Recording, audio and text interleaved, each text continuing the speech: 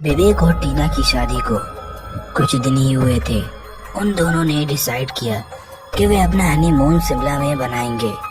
विवेक को एक घर मिला जो काफी बड़ा था और विवेक को काफी कम पैसों में मिल रहा था, तो विवेक वह घर लेने को तैयार हो गया। फिर वह अगले दिन ही शिमला के लिए निकल लिए।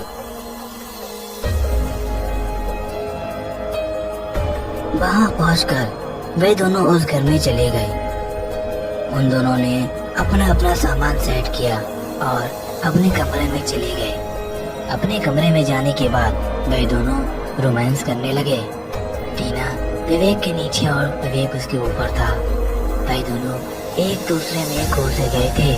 उन दोनों को पता ही नहीं चला कि कब उन दोनों की आग लग गई।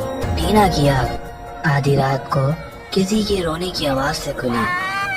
टीना हैरान थी क्योंकि उन दोनों के सिवा इस घर में कोई भी नहीं था।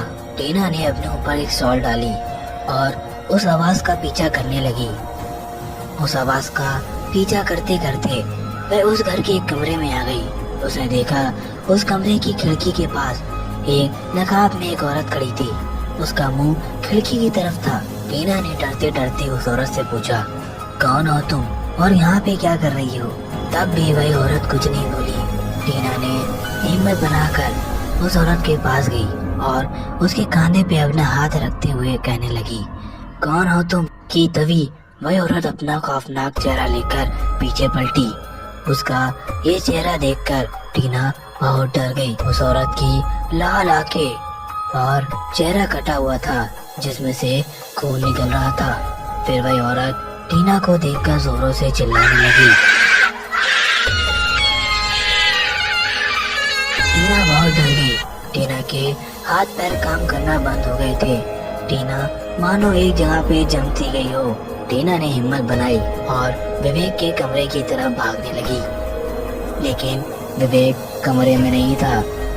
टीना विवेक को ढूंढती ढूंढती उस घर की छत पर आ गई। टीना ने जो देखा मानो उसका दिल धड़कना बंद हो गया हो कि विवेक उस घर की छत के ऊपर खड़ा था। टीना ने विवेक को बहुत आवाजें लगाई।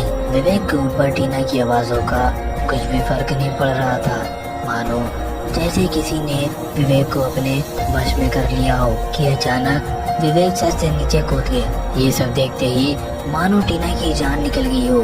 टीना दौड़ती हुई नीचे भागी, लेकिन बहुत देर हो चुकी थी। विवेक इस दुनिया में अब नहीं रहा था।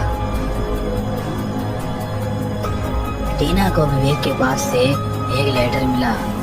उसमें लिखा था, कुछ साल पहले इस घर में एक आयशा नाम की औरत अपने पति के साथ रहा करती थी। ये पूरा घर आयशा के नाम था, इसलिए जब आयशा अपने घर की छत पर खड़ी थी तब उसके पति ने उन्हें छत से नीचे धक्का दे दिया।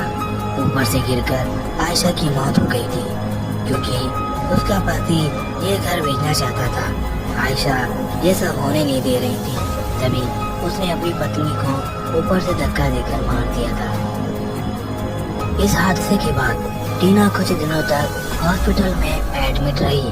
टीना को क्या पता था कि मेरी और विवेक की किस्मत इस घर से ऐसे जुड़ी थी।